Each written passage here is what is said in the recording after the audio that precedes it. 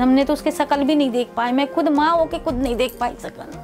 बस इतना सुना है कि उसको गोली लगा है, बस इतने से। फिर उसका शकल कैसा आया कैसा गया ये पता नहीं पड़ा हम लोग को। जी चौहान से महेंद्र चौहान ने और जी 4-5 जने थे, राजा चौहान है, वो खुद दिखाई दे रहा है बंदूक वाला।